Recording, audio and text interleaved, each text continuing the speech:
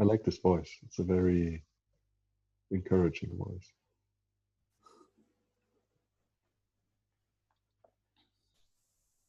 Okay, we can start whenever you want.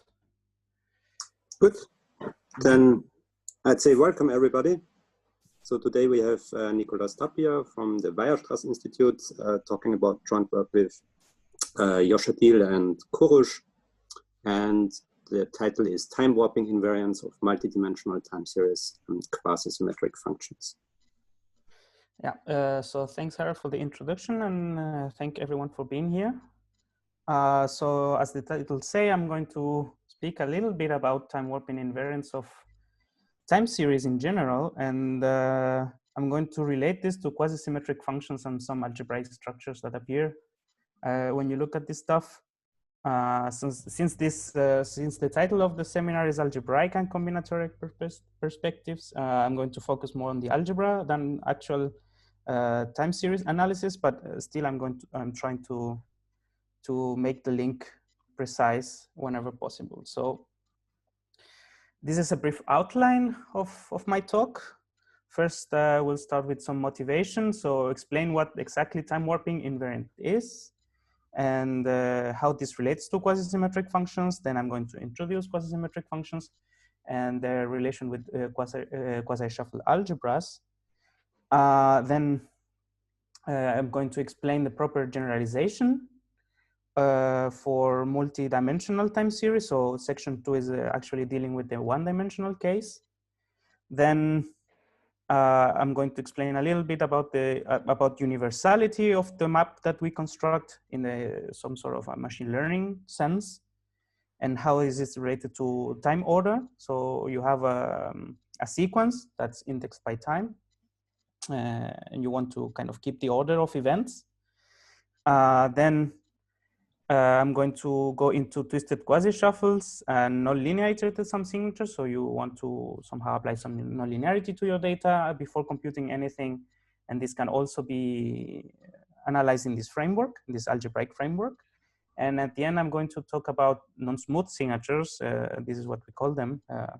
Maybe this will change in the future, but it's related to the fact that somehow you want to compute things out of your time series which are not very well approximated with either iterated integrals or iterated sums. So I'm going to review at the beginning, and then you have to do something else. And I will try to explain what is this that you need to do. Okay, so for me, a time series is just a series of points in R at the beginning. So this is just a one-dimensional time series. So the sub-index here indicates time. So you start at time 0 and then you go up to time n. So capital N is the time horizon, so in which you observe your data. And you want to compute some features or numbers out of your time series which are invariant to time warping. This is relevant, for example, for financial applications where you want to kind of characterize your data up to some shift in time. So here is a precise definition. You say that a functional of your time series is invariant to standing still if its value doesn't change when you repeat values at certain times. So in the picture that I've drawn up here, let's see if this works. You notice that this value here, this value here has been repeated from here, right? So this would be tau 3 in this notation here. So tau is just repeating the value at time n.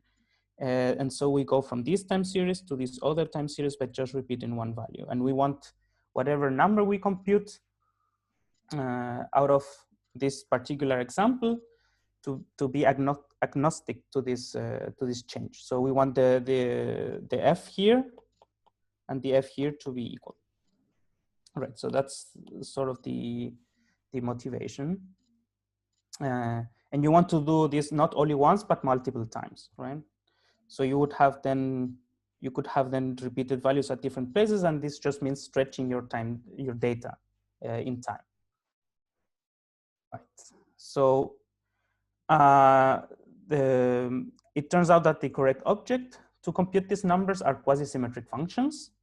And these were introduced by Gessel, if I'm not mistaken.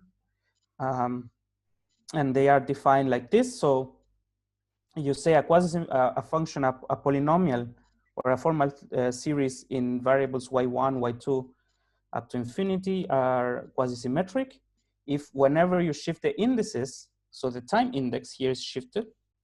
So here you have y1 up to yn, and here j1 up to jn, and they just keep the order of the time index, but you can shift it freely. Then in Q, when looked as a power series in these variables, should have the same coefficient in front of each monomial. So Nicola, yes. we have a chat question in the chat by yes. Daric, and he asks if bracket yi means double, square bracket yi. Oh yeah, yeah. So yeah, there are multiple meanings to this. I mean, yeah. So my notation here is that when I do this bracket here, everything is commuting. So perhaps not the right notation. Thanks. Yeah. So okay, but here all the variables commute, right? So we are looking at real numbers essentially. So yes. So thanks for the remark. Right, so you put powers in front of your variables. I mean, you take powers of your variables, you take these monomials, and whenever you shift the indices, keeping them in order, the coefficient should be the same. And so, and this defines a space of quasi-symmetric functions, which is usually denoted by QSIM. And now you're interested in looking for linear basis or monomial basis for this space.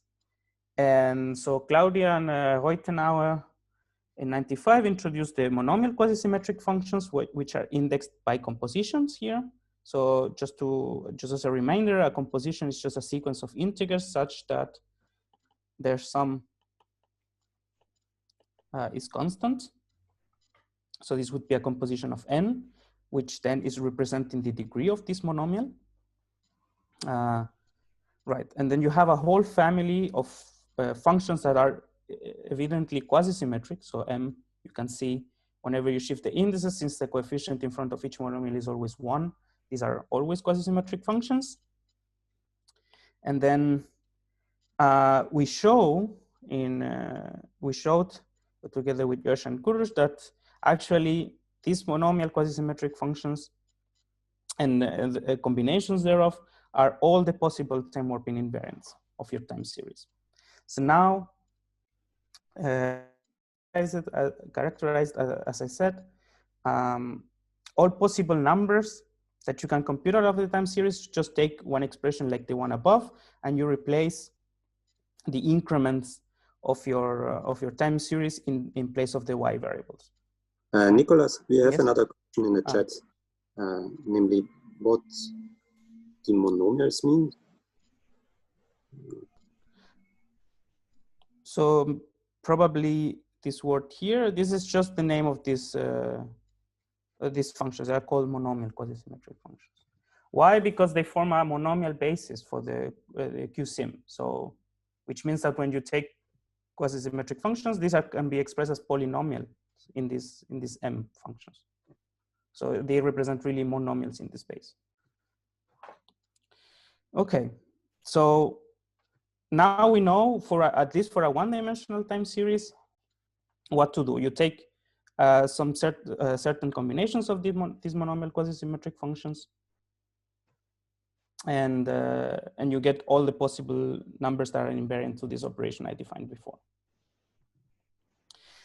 Right, so as I pointed out, these form actually a monomial basis for QSIM, which means that when you take products of them, for example, then you can rewrite this product as a polynomial, so as a sum of monomials in the same functions.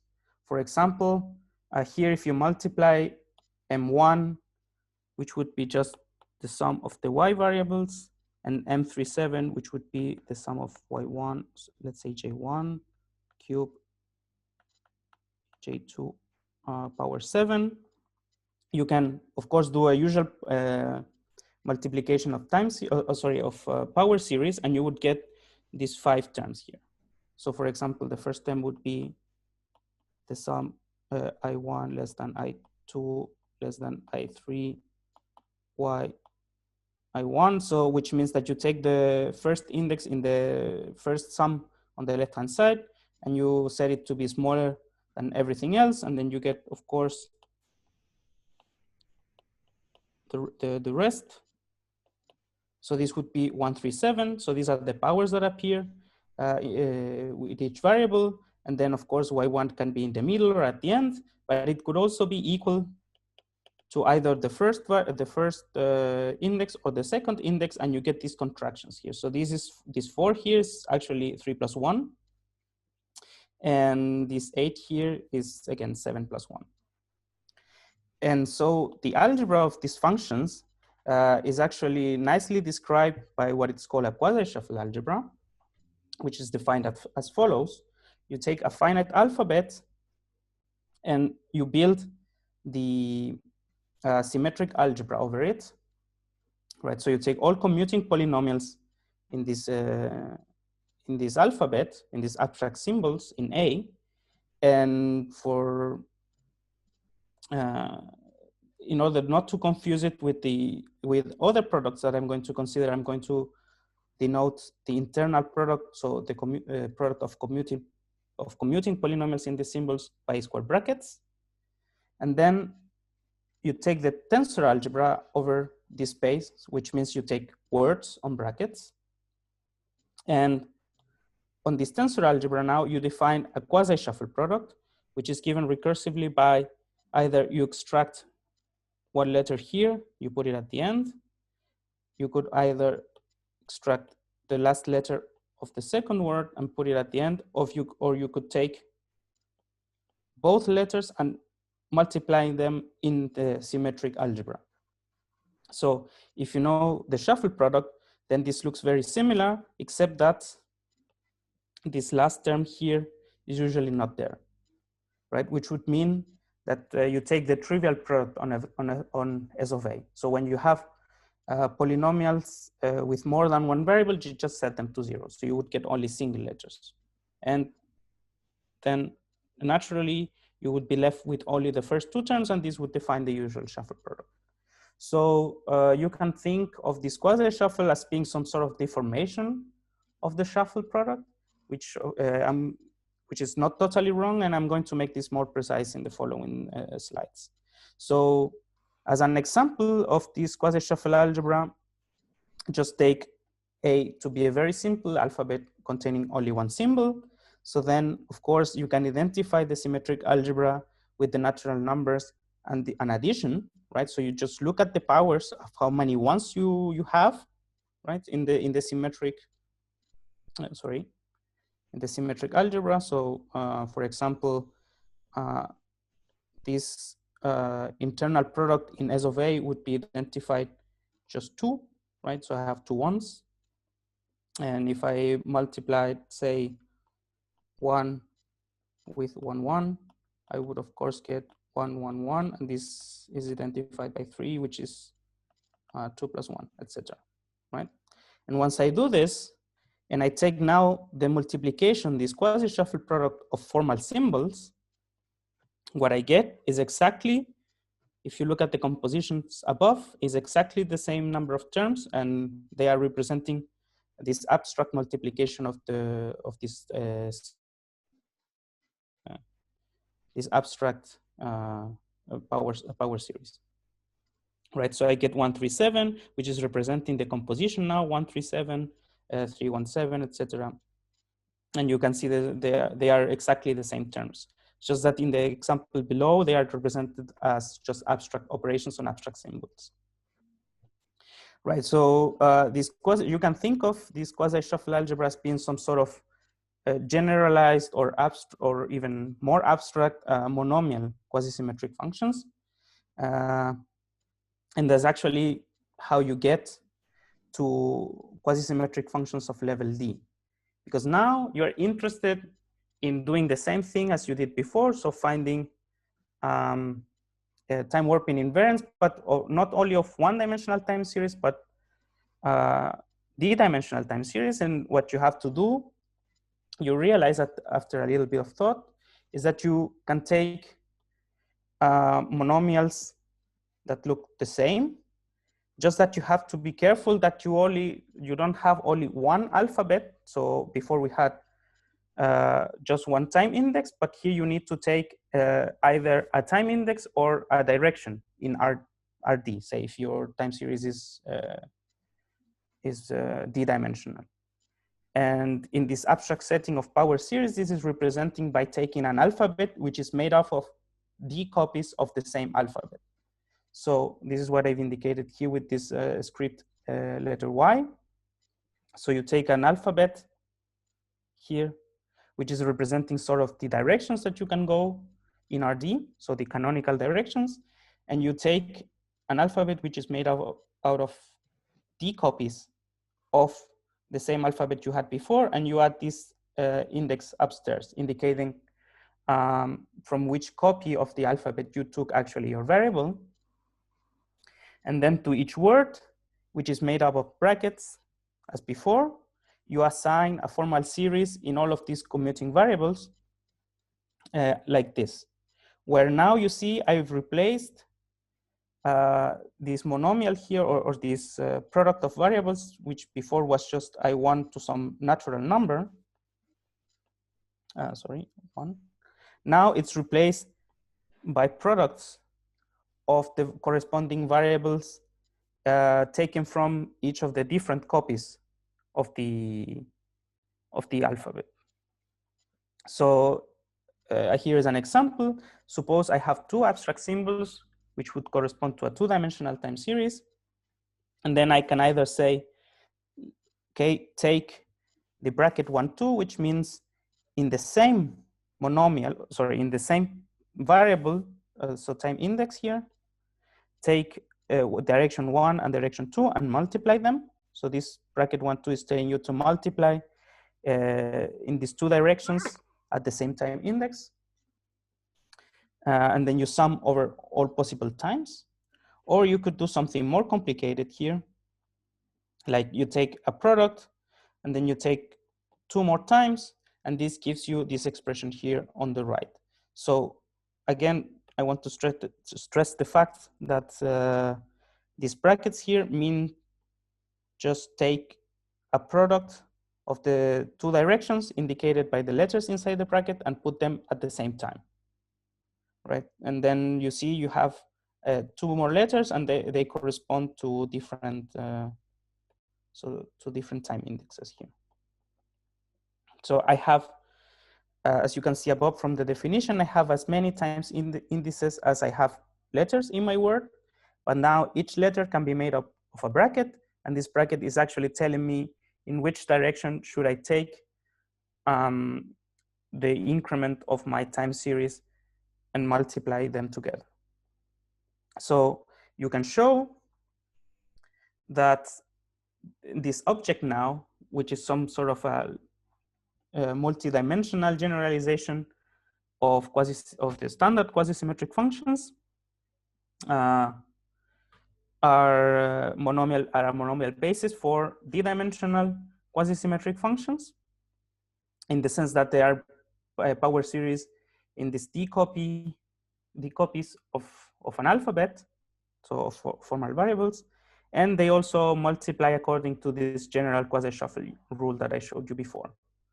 So again, if I wanted to do a product between these two things that I have in the example, I would take the abstract quasi-shuffle product that I defined before between these two words. This would give me a linear combination of words in these brackets, and then I can translate this back into a sum of these monomial quasi-symmetric functions. Okay, so I think here is now a good time to see if there are any questions, if everything's clear. So if I should repeat something. So just to make sure I'm getting it right, in those square brackets, you can have equal letters, right? Yeah, so maybe let's do an example since I can write on the slides. So you could have, you could have M11, and this would actually correspond to just taking the same 2 copies of the same letter in the same alphabet and summing all over all. And this is, and if you remember, this is exactly the example I showed before here. So, right, so in this language here, for example, M37, where this is a composition, would correspond to, in the language from the next slide, this would correspond to having 3 ones and then 7 ones, right? Because I'm taking a power 3 and a power 7 of the same variable at a single time, right? Yeah, so in this sense, what I've defined here is a generalization of the previous one. So you are allowed to take more directions if you want, which are indicated by the formal symbols that you add to your alphabet. Okay, I hope this is clearer now. Okay, so are there any other questions? Okay, if not, then I will continue. So now we use this construction because, again, you can prove that these monomial quasi-symmetric functions actually give you or constitute a basis for all the time warping invariants of a d-dimensional time series now, in the same way as you proved that it is true for one-dimensional time series. And then you can put this, all these numbers together in a single linear map, taking a word to a real number in this way. So if you give me a word, I take the corresponding quasi-symmetric function of level D, and I replace for each of the y variables some increments of my path. So this little delta here actually represents one increment of the vector now, xn. And I substitute for each of the y variables this increment here. And I will get a number which is made up of iterated sums, right? So this is very similar to what you would do when you have, say, a continuous time path, and you take iterated integrals. If you're familiar with this word, then what we've done here is just replace iterated integrals by iterated sums, right? So you can show that this map actually has very nice properties. So for example, just because these, how these monomial quasi-symmetric functions of level D multiply, you get immediately that this map is a quasi-shuffle character. So which means that if I take 2 of these invariants and I multiply them together, I can rewrite this as a linear combination of other invariants, which is dictated by this quasi-shuffle product on abstract symbols. So this is some sort of linearization property, because the right-hand side it's non-linear if you want in this invariance, but you can rewrite this as a linear expression in the same invariance. And moreover, you have this so-called chance property, which tells you that if you want to compute your invariance for your time series between time n and m, you can split this computation into 2 pieces. In the middle, which is this index p here, and then you can put them together according to this tensor product here. So which means just concatenate the words according to a certain rule, right? Okay, so actually when you organize this this invariance that you have as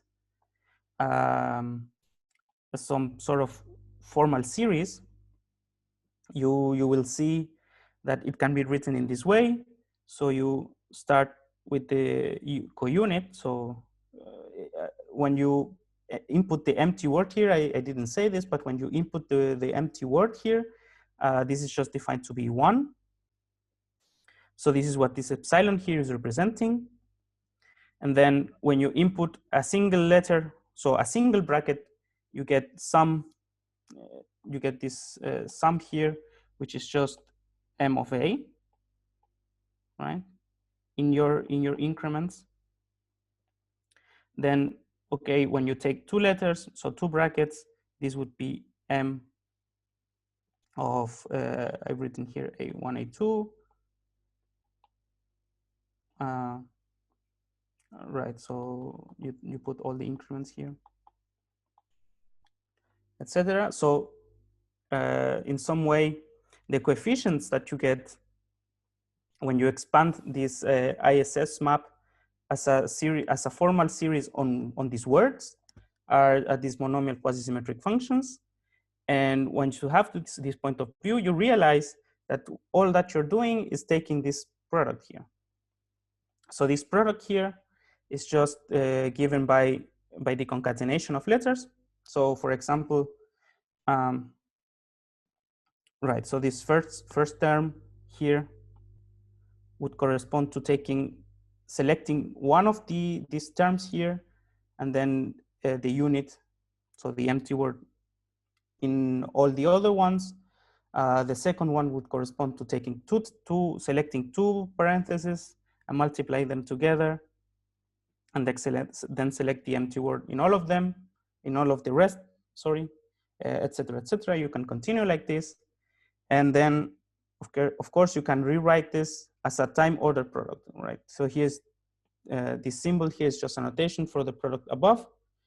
And why do we have this arrow here? Because somehow you need to keep track of the order in which you multiply these monomials here, because this product of letters, since it's putting letters together, so it's concatenation, it's non-commuting. So it's not the same if I were to flip these two here, you would get a different result.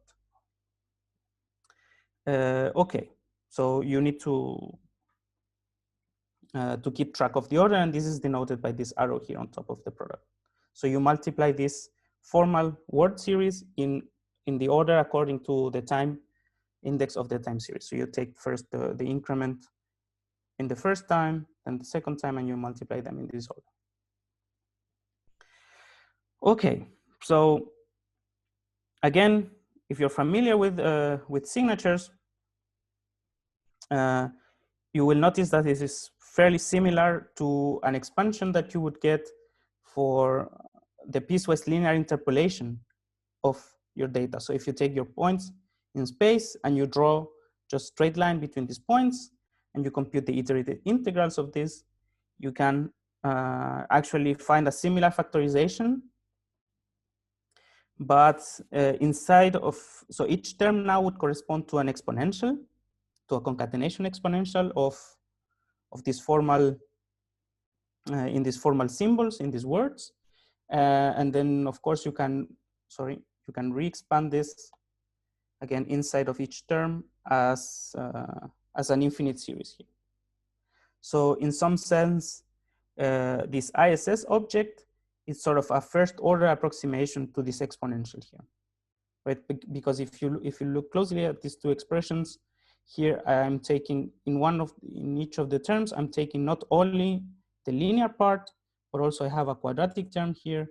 And of course, this is an infinite word series at each time step. Whereas here I have only a linear expression in my time series here. Right. So now this raises the question: what else can I put here inside each of these products? So we've seen that you can take sort of this geometric series, but you could also take exponentials. And what else can you do so that you still have certain properties, right? And this is where this universality business enters. So you say that a map taking your data, so here X, this symbol X here, is some abstract space where your data lives. So in all the previous example, this was either R or RD, but it could be something else. And you say that a map taking your data into some vector space, which is feature space somehow. This is the kind of the usual machine learning way of phrasing this. Then you say that this map is universal if you can approximate bounded continuous functions of your data by taking linear functionals of your features. And you see immediately that this is closely related to what I explained before, to this quasi-shuffle product rule, right? So you have a nonlinear function, which before was just the product of two features, and then you can re-express this as a linear combination of features, right? So this is very, very closely related. And so here, one example, the polynomial map, which is just taking symmetric powers of your vector. So this is kind of a canonical lift of your vector in RD to the symmetric algebra, is of course universal. Why? Because picking out a linear combination from here means just taking a polynomial in your entries.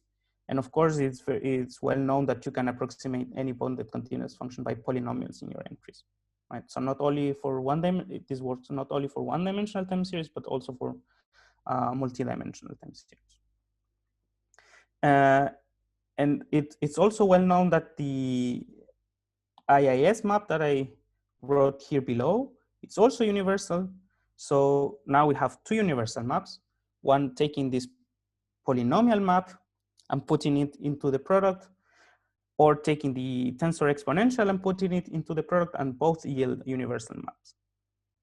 So you have a very nice theorem by Bonnier, Oberhauser, and Toth, which tells you that given that you have a nice enough psi, so a function for a single time entry, so for a single data point, then you can extend this to a universal map for time series just by taking at each time point this universal map and then multiply them together in time order, right? And again, if you look at this expression below, it looks really, really similar to what we had before, right? So essentially what we're saying here is that both the polynomial map, which is used to define the ISS here, and this exponential map are both universal. And then of course, what you obtain are either the iterated integral signature or the iterated sum signature. So both expressions that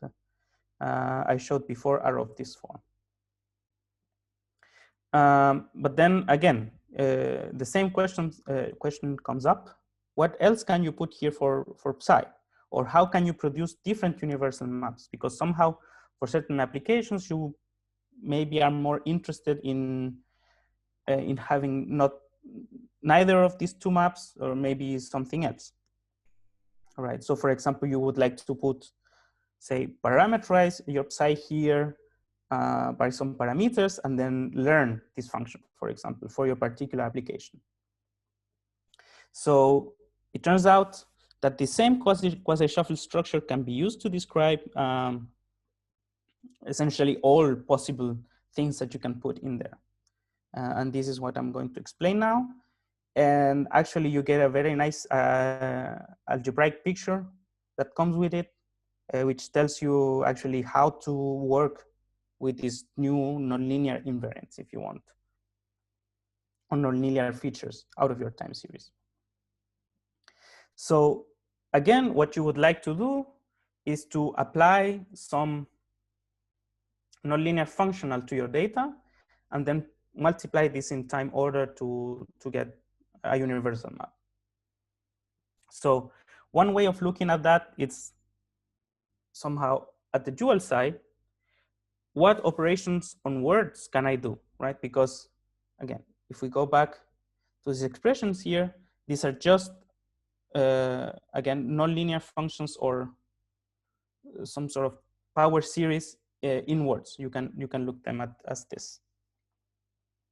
So you can rephrase the question of asking what possible size here. So on the left you have a capital psi, on the left you have a little psi. So what kind of little psi can I put there so that the map that I get out of this construction has nice properties?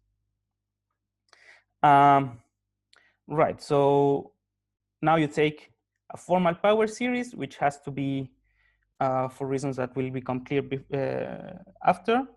So it has to have zero constant term, which means that it's sort of invertible for composition. And then you can use the coefficients of this formal power series to induce a map on words. In this way, and this was introduced by Hoffman and Ihara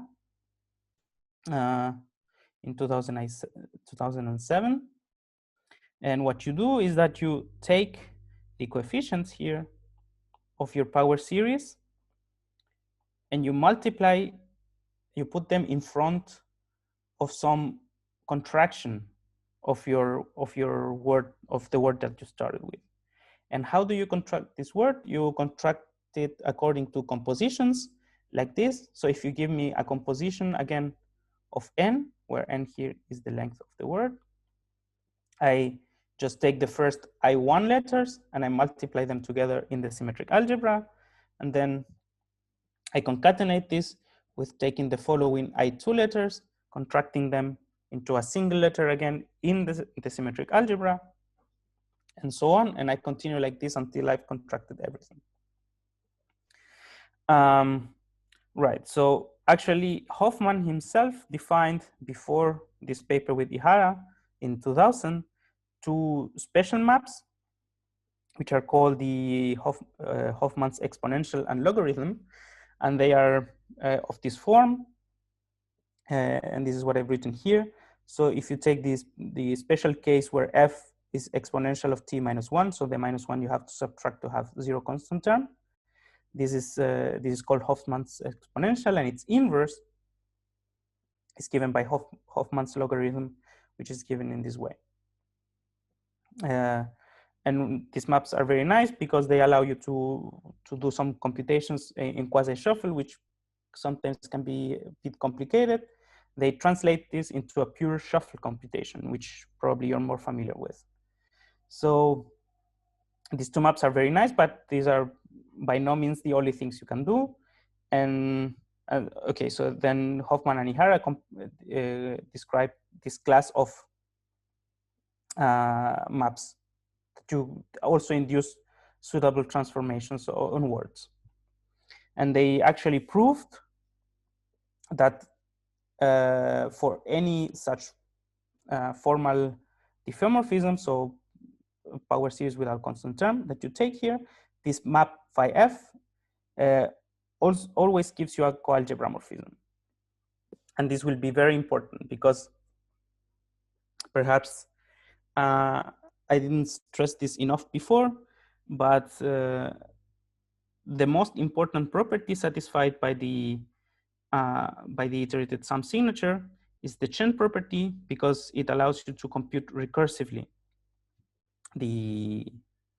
compute it recursively, so in a very efficient way. Okay, but I'm going to come back to this later. Yes? We have a question in the chat about the setting of these square brackets. Okay, yeah, so maybe let me go back here. Yeah, probably here. So here, this product ij is happening in the symmetric algebra, which means that ij here is the same as ji. So this, when the symbols are in brackets, are commuting. This is the definition of the symmetric algebra. You take all commuting polynomials in your symbols. But then you, on top of this structure, so in S of A, I would only have brackets, right? I cannot have the second expression that you wrote there in the chat does not live here in the symmetric algebra. But then to construct the quasi-shuffle algebra, you need to take the tensor algebra over this, which means putting brackets like this together. So then you would go from here to the tensor algebra, which will contain terms like this, which are different. So this is different from ji. So this product here, putting brackets together or putting letters together inside your bracket, happen in 2 different spaces, right? So that's kind of the role of the brackets, because if I were to write everything together, I could not distinguish ij in the symmetric algebra from ij actually in the tensor algebra. So concatenation. I don't know if that's clear.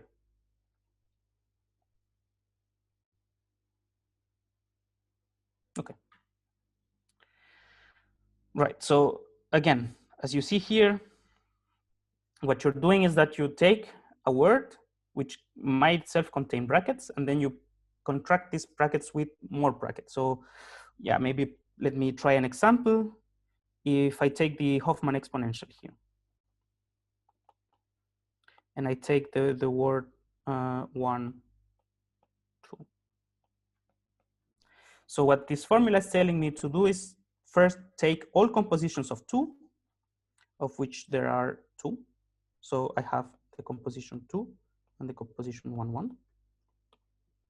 Then for each composition, contract this word according to the rule that's above the red rectangle there. So for example, for the composition 2, I would take A1 and A2 and put them in a single bracket like this.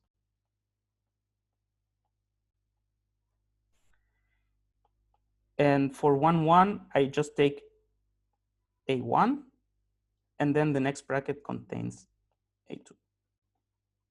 And the coefficient that goes in front of the word is given by the coefficient in the corresponding power series. So for example, C2 here is 1/2 for the exponential, and C1 is just 1. So I get a 1 coefficient in front here. And this I can rewrite, of course, since the bracket, again, is just telling me to multiply everything as if these letters were commuting. Then I get this plus 1, 2. Okay, so maybe now the difference is even more clear between these two expressions here. So said in another way, perhaps, the single bracket here on the left, on the first term, on the right-hand side, has only 1 letter. So it's sort of a single tensor.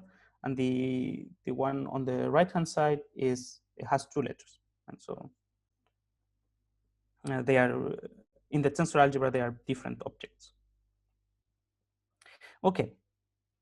So again, this phi H map, it connects the usual shuffle algebra to the quasi-shuffle algebra.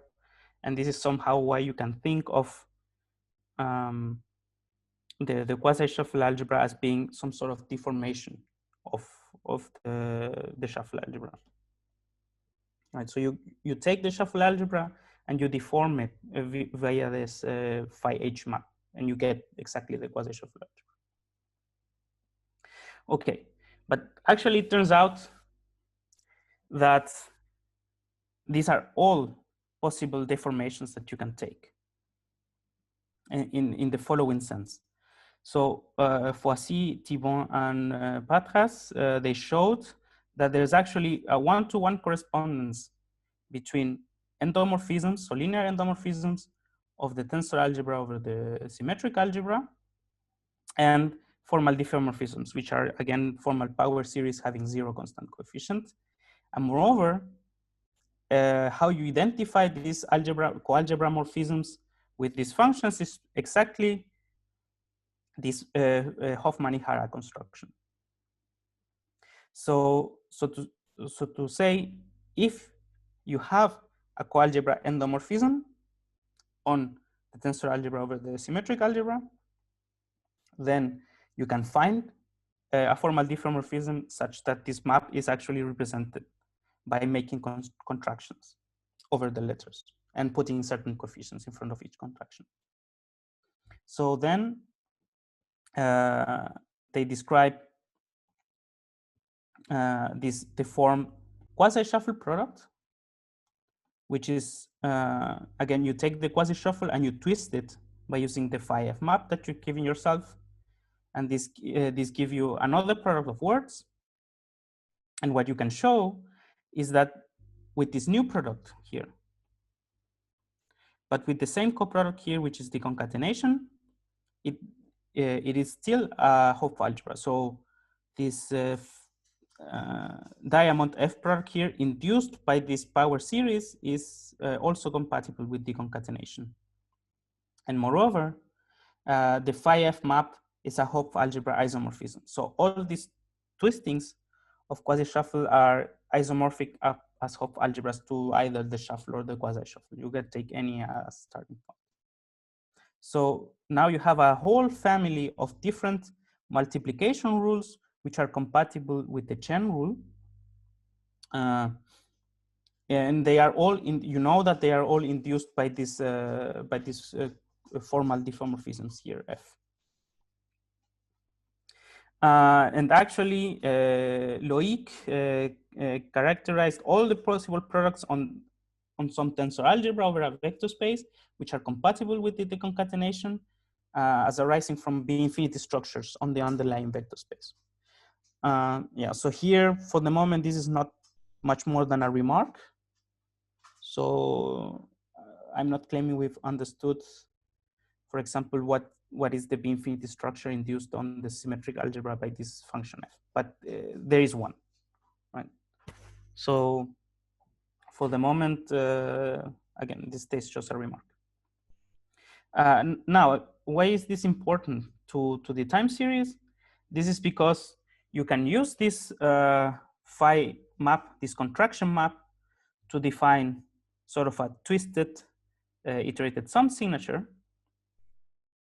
And you know, almost, so by the result that I showed before, you know that this will be so a character over, now, not the usual quasi-shuffle algebra, but over this twisted quasi-shuffle algebra, which means that you also have a multiplication rule for these nonlinear, in principle, features.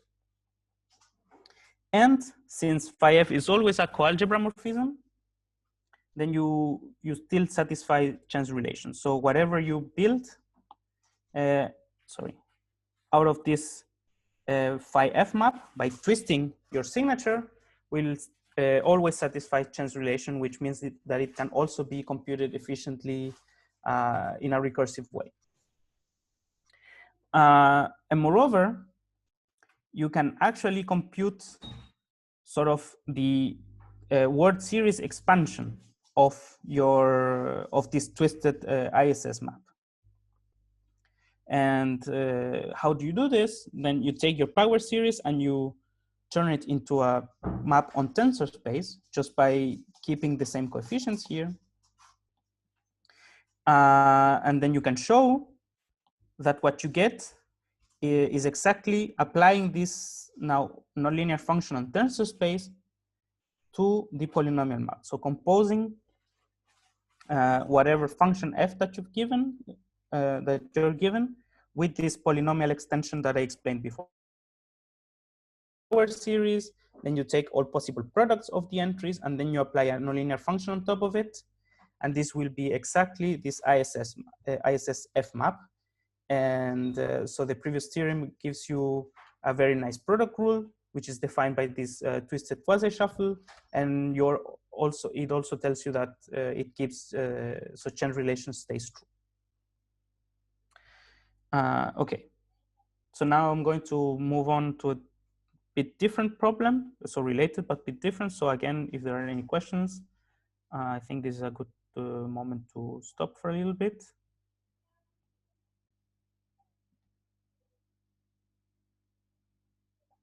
Okay, so if there are no questions, let me continue. So what we've done here is sort of characterize all possible time warping invariants which are deformed by these nonlinearities in tensor space. But it turns out that there are some other quantities that you would want to compute or you would want to analyze, which depend on your time series, which are not easily approximated by this type of construction. So doing iterated sums and applying nonlinearities. So one example of that, is, for example, the running maximum of your time series.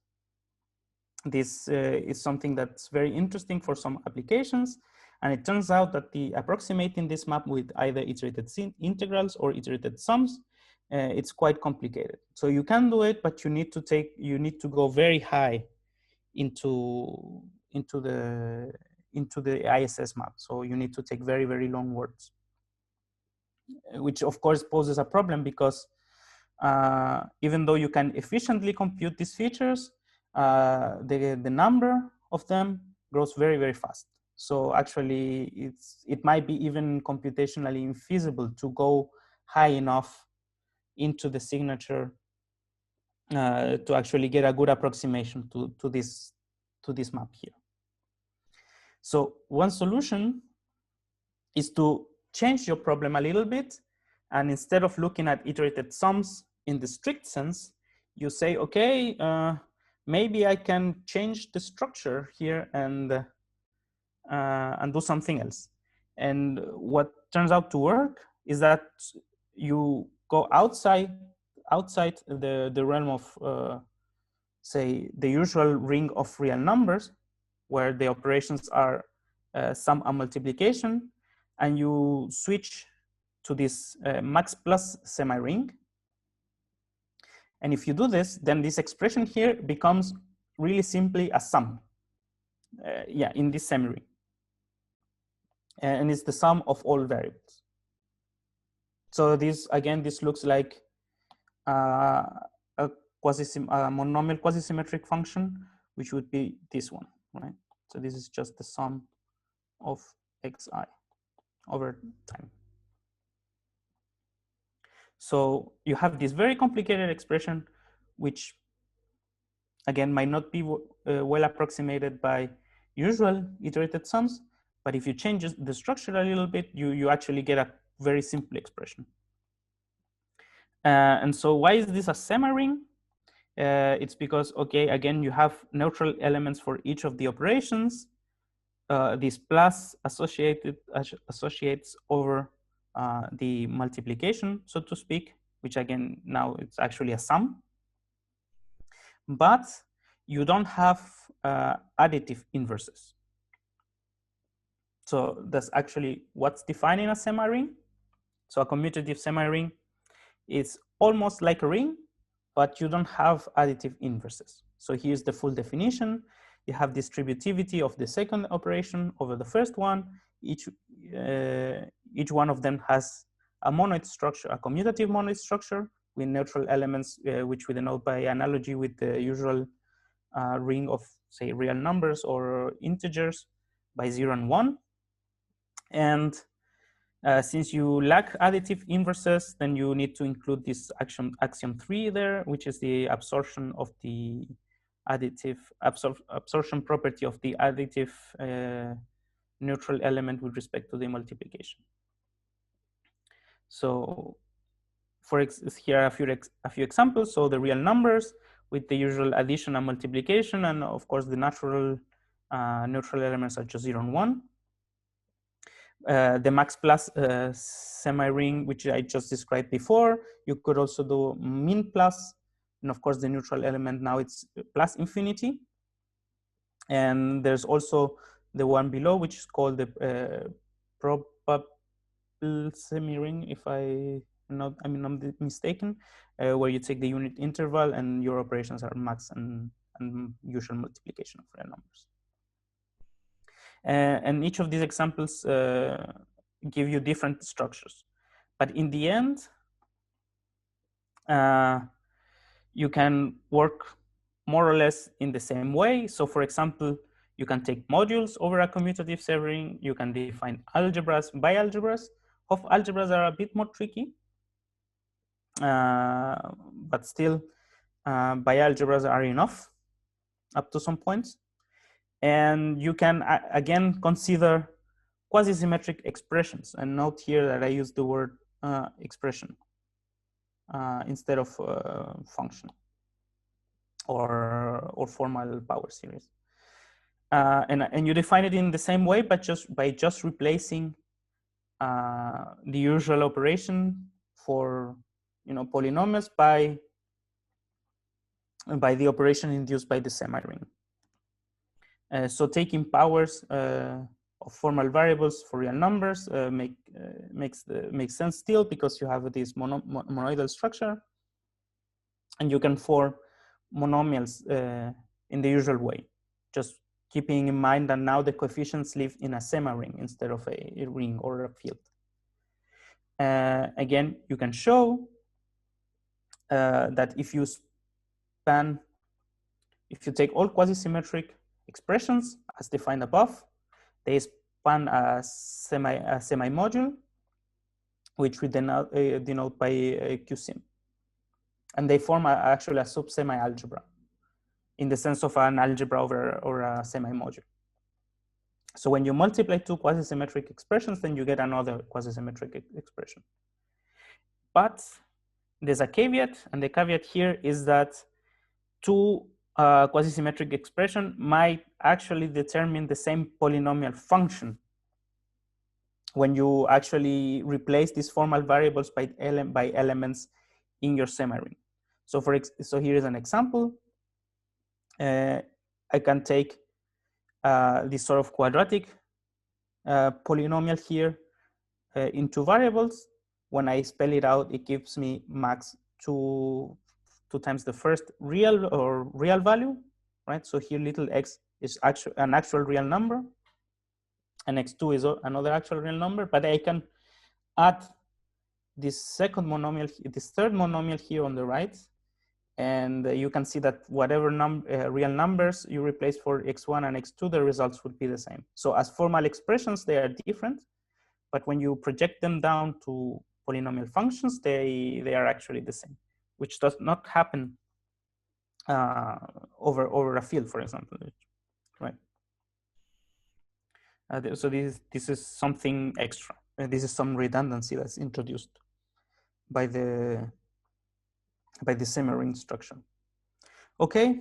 Anyway, so you have to be a bit more careful in the way you work, but still you can define a monomial quasi-symmetric expressions just as this, in the same way as before, in this semi-ring of formal power series over your ground semi-ring.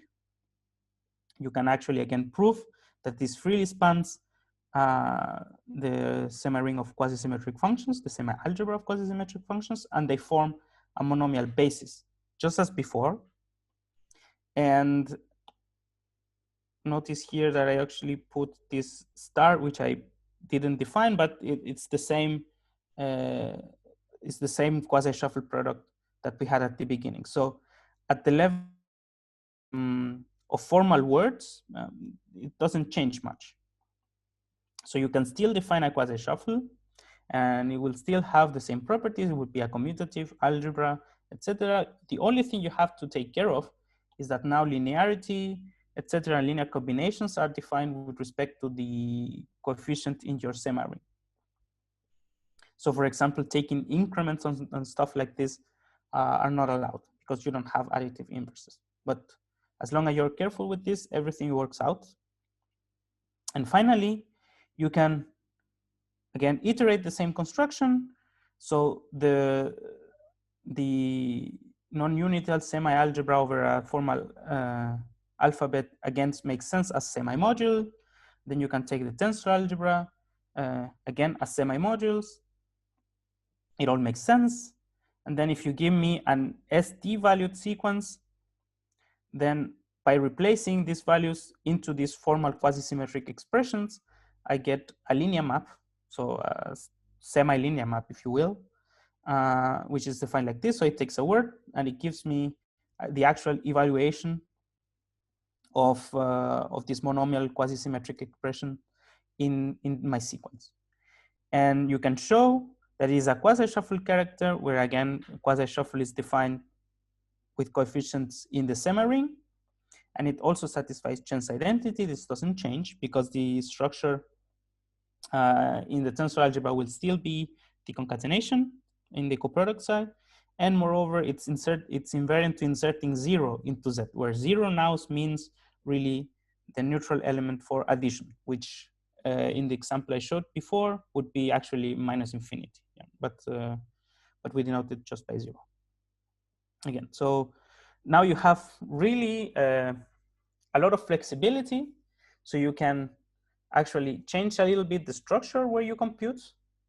And this has to do just with the distribution of the multiplication over the sum. So as long as you have operations that are compatible in this way, you can define this iterated sum signature.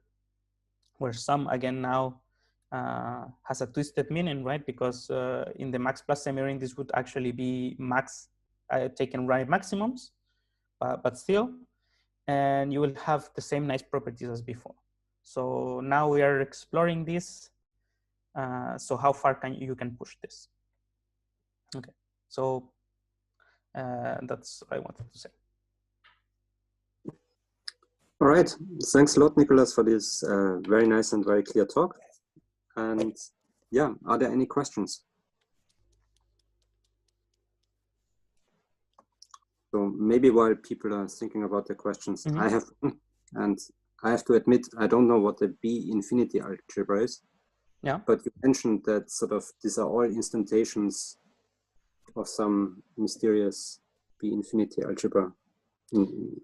Right. So maybe let me go back to the slide here. So actually, it turns out that for this business, what's important here is the deconcatenation coproduct. This you don't want to touch, essentially. And you're free to modify the product that you put in your words, as long as it's given by this mysterious B infinity structure. And which what it means is actually that you can contract letters in V in certain ways that have to satisfy certain relations. So for example, the contraction that I showed you before, like this. So this contraction that goes from here to here is an example of a B infinity structure. But in general, I could do more. I could do something more complicated. Like I could take, say, 1, 2, and say 3, 4. And this doesn't have to be given as just putting everything together. This can be a different element in V. Okay. And this has to satisfy some sort of associativity property when I iterate this product here.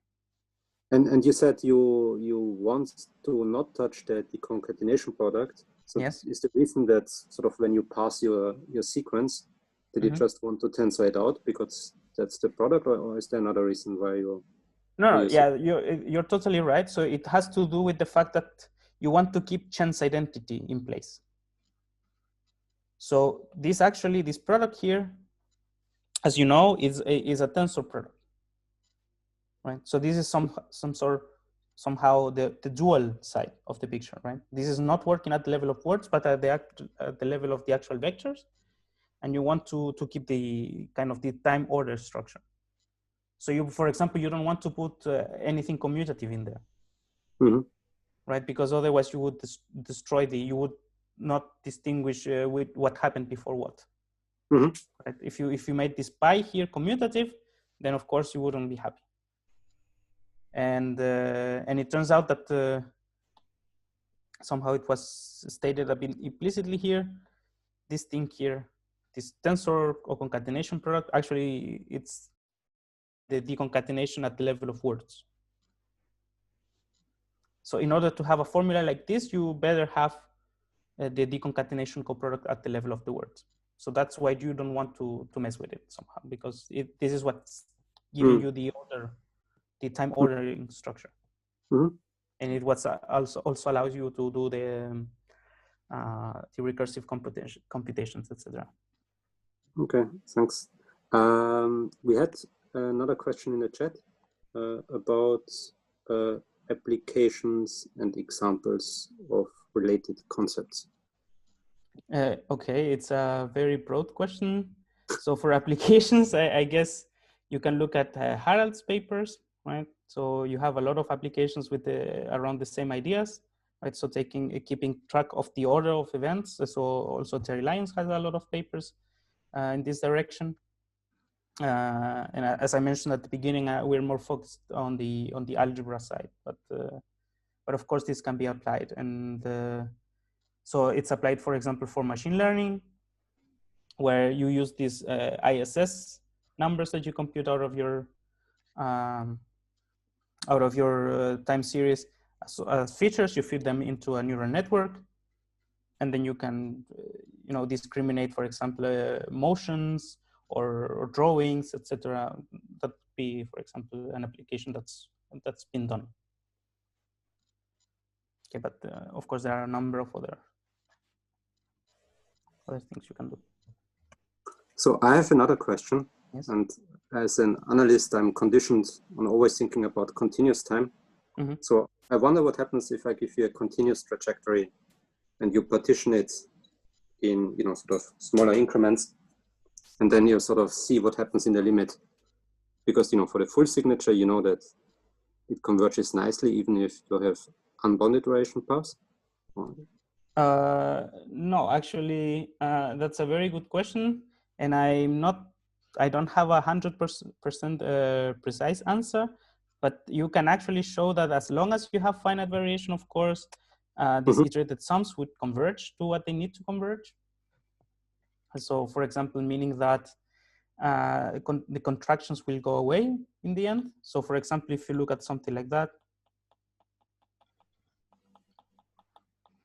which would be actually